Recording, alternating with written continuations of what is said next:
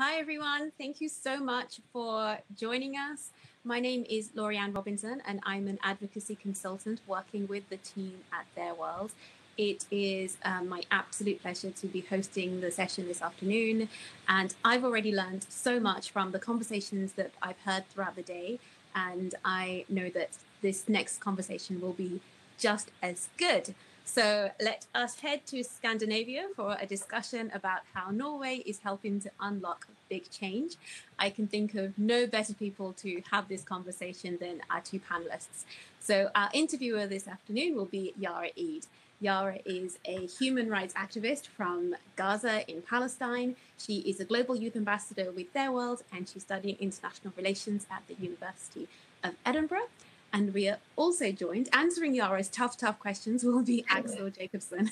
Aksel is the State Secretary for International Development in Norway. So let me hand over to Yara for our first set of questions. Thank you so much, Lorriann, for your introductions. I'm really honored and so proud and excited to be here with the State Secretary of Norway. So, State Secretary, welcome. I'm very excited to start this session. So, thank you. Let's dive into the questions. So what does Norway think needs to happen to achieve SDG 4? And what are you doing about it, especially after COVID-19 has had a huge impact on education? Thank you, Yara. This is really the essential question of this time. And you know, COVID-19 is not only a global health crisis, it's also a major education crisis. And the pandemic has caused a lot of education in history. Before you have heard about SDG 4 on education has often been labeled the key to unlock progress on all other SDGs, including SDG 5 on gender equality. But now we see the reverse side of that medallion, you could say. Not being able to go to school leads to a reversal in gender equality. Experience from previous crises tells us that school closures are associated with an increase in sexual and gender-based violence, early marriage, and early pregnancies. So there's no doubt that COVID-19 represents a major threat to education. The negative impact is substantial. I believe that in the future, we will talk about a before and a after COVID-19 when we are discussing education. Question going forward, I think we need to work along two dimensions. First, we have to support distance learning to ensure that children remain connected to the school system. Digital solutions offer great opportunities for learning, but are rarely accessible to the poorest and most marginalized. We will not be able to close the digital divide in the next few months. So while planning for a digital future, inclusive and accessible no-tech and low-tech solution must also be given priority. And the second point, I think we must do our utmost to facilitate the return to school when it is safe to do so. In doing so, we must pay a particular attention to groups that may be less likely to return to school, including children from poor families, girls, and children with disabilities. Definitely. Thank you so much. That was really insightful. So, as you know, evidence suggests countries need to invest 10% of their education budgets into the early years to achieve the SDG 4 targets. Can you talk about why the early years are so important?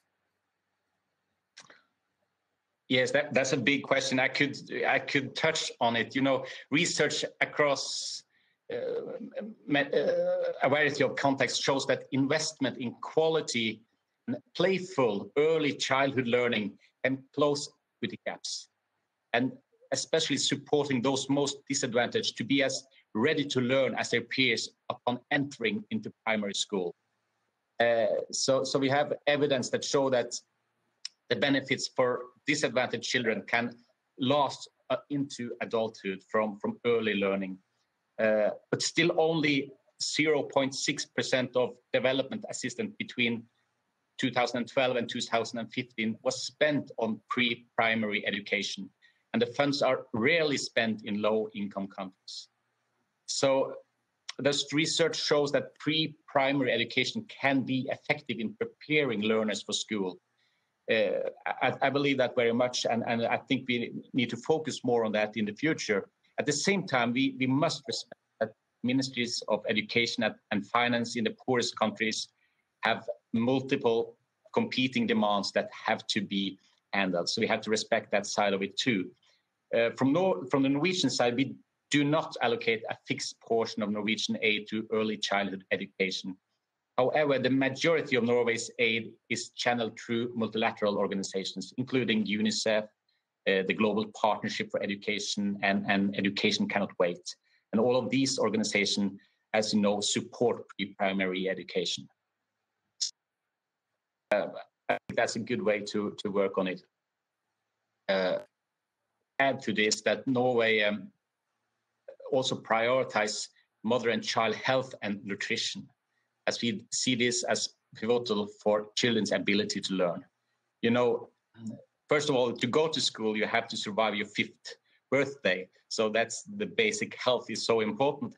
And on the other side, food, nutritious food is so important. If you don't have nutritious food, that will hamper your learning in school. So the current food crisis we see in the world and so many children are stunted. 1 in 5 globally are stunted, and the effect that has on learning and your abilities is scary. So we have to focus on that side too. Definitely. Thank you. Definitely, I completely agree. Thank you so much for that, and I hope that everyone who are watching us can understand actually the cruciality and the importance and the severity of the situation now with education. So as a Palestinian refugee myself, growing up in Gaza and, living through 3 wars by the age of 14, education has literally changed my life. As Lorriann mentioned, I'm a student at the University of Edinburgh, and I couldn't be any luckier.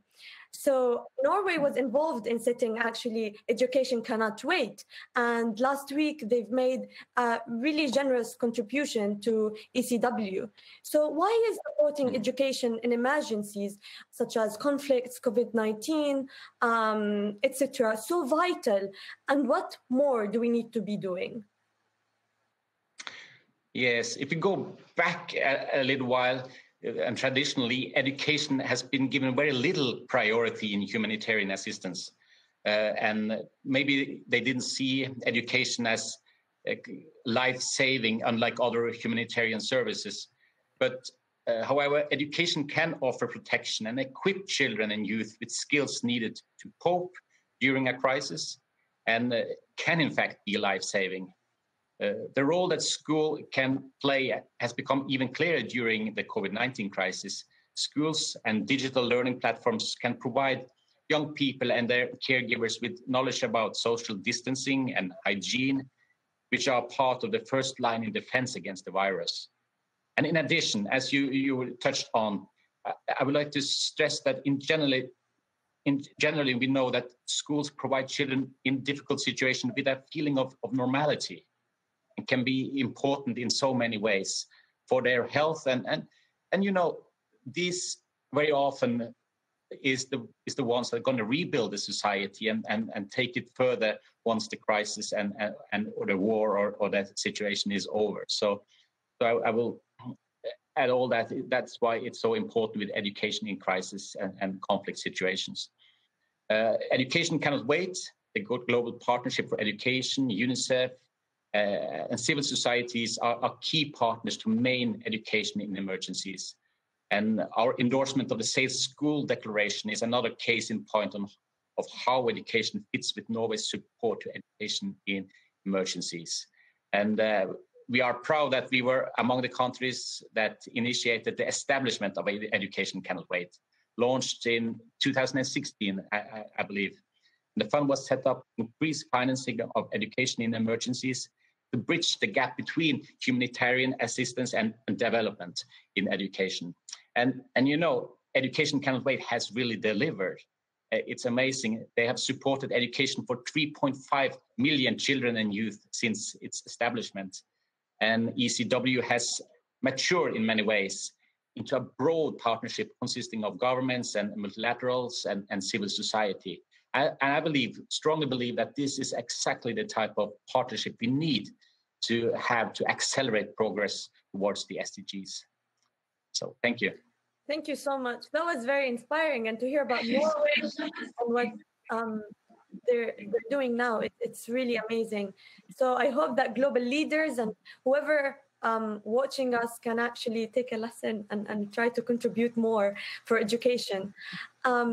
So unfortunately, I remember the first time I heard this statistic, I was really shocked. And as you know, it is estimated by 2030, more than half of the world's youth will not have the necessary skills or qualifications to participate in the global workforce. That number becomes greater with the emergence of COVID-19 and other crises. How can we make sure that young people learn the skills they need for the future? Oh, thank you. First of all, I would like to commend you and Theirworld and the Global Business Coalition for Education for gathering a wide range of private sector actors to help mobilize for education. I think partnership across government, civil society, and the private sector are fundamental when it comes to vocational education and skills development. Between 2016 and now, Norway doubled its aid to vocational education and skills development. And we work closely with Germany on bilateral programs for vocational education in Palestine and selected countries in sub-Saharan Africa. Most jobs will have to come from the private sector.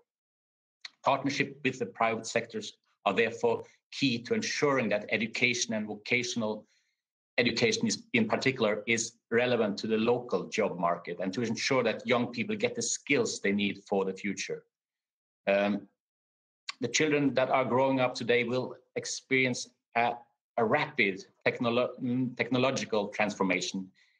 We cannot even imagine now, by a far greater extent than was the case for my generation, for instance. They will have to undergo a lifelong learning. And education for a future job is therefore important to also focus on soft skills, such as communication, critical thinking, and problem solving, because that's exactly the skills and that are the foundation for attaining new knowledge, which you have to do all the time in the future. Thank you. Did that answer your question? Yes. Thank you so much. We're having so many questions. I hope that the audience is also thinking about more questions, because I will keep the floor for them in a bit. But I still have some questions. So we know that there is a global education crisis, and we know that we have crisis in funding as well. As a leading donor, what else can we expect from Norway? Too much pressure on Norway, but what can we expect from them? Well, Norway is and want to be a consistent partner for the SDGs, and especially SDG 4 on education. We have increased our aid to education substantially since 2013. And now, although we have hard fiscal priorities in the time ahead, we will maintain aid to education at a very high level. All countries now and all donor countries are met with the tremendous challenge of COVID-19, and we have to carefully consider where our resources are needed the most. And Norway will always prioritize low-income countries and countries in sub-Saharan Africa and countries affected by crisis and conflict. And these are countries where we are particularly concerned about the major setbacks in education due to the pandemic. And we know, I will also have to say that that's all I can say. Our budget is not gone through Parliament yet, but that's what I can say now. But we also have to remember that in the long run, the vast majority of finance for education will have to come from domestic sources. It's so important. We would encourage continued domestic financing for education and for donors to focus on the least developed countries and the most vulnerable children, such as children with disabilities. These are the ones that are most at risk.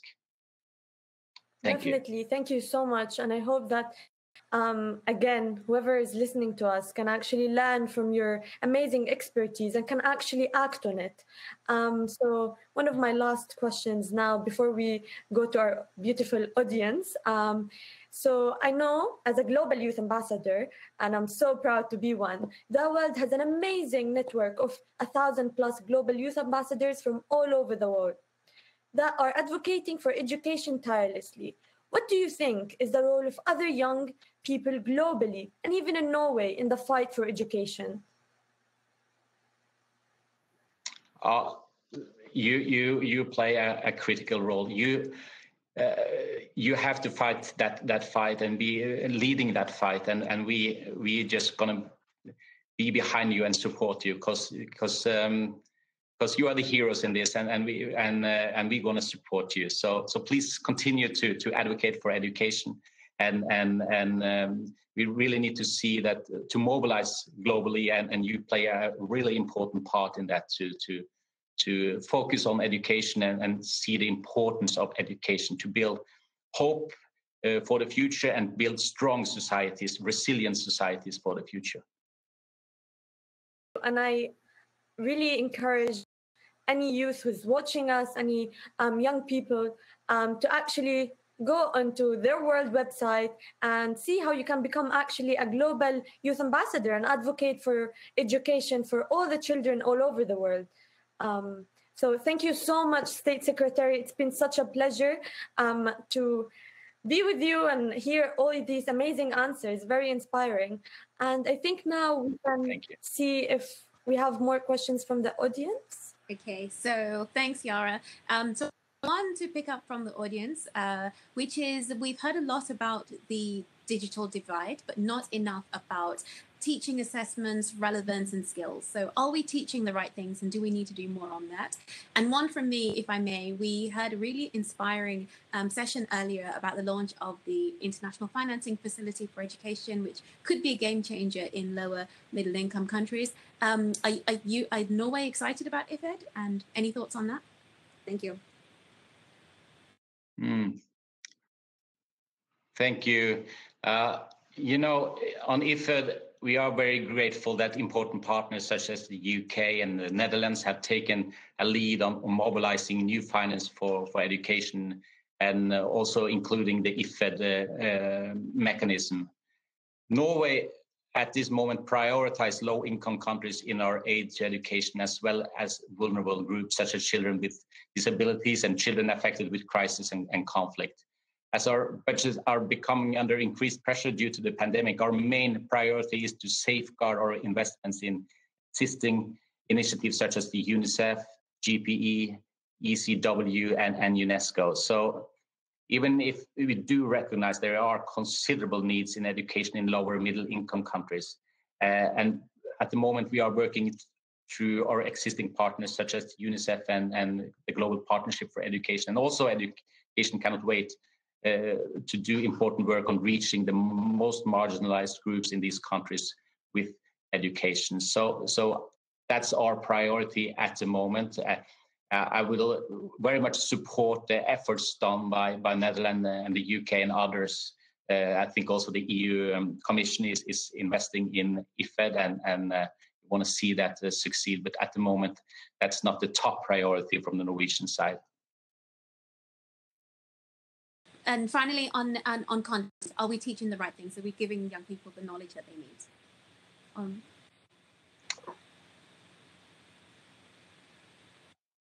I mean, there's many ways to answer that question. I touched on it late.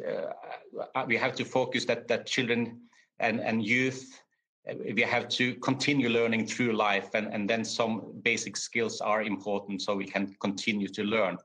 And we also have the statistic that the World Bank has estimates that over half of our children in low and middle income countries cannot read or understand a basic story by the age of 10. And the majority of out of school children and learning poor are in sub-Saharan Africa and South Asia. There are also significant lower levels of school attendance and learning for marginalized groups in low and lower middle income countries. This is why we need to increase our focus on the poorest country and the most vulnerable children, also to increase the focus on early learning to achieve better learning outcomes. So I wouldn't say we teach the wrong things, but we have to have more quality in the education. So children not only go to school, but actually learn at school. And the teachers, we haven't talked about the teacher, but the teacher are so important in this. Good teacher can really make all the difference in the world. So good teacher education is also an important part of this. And that's part of what GPE is supporting in the countries, to build up the education system together with the countries. The countries need to own the challenges, but they also have to own the solution. But GPE, the Global Partnership for Education, is an important player in supporting that. I will make a shout out for GPE as well. They are doing an incredible, important work in that matter. Thank you.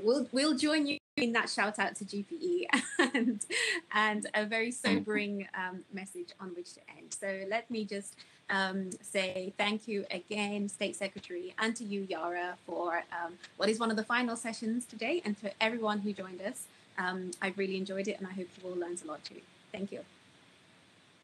Thank you. Thank you, Yara. Thank you. It was lovely meeting you.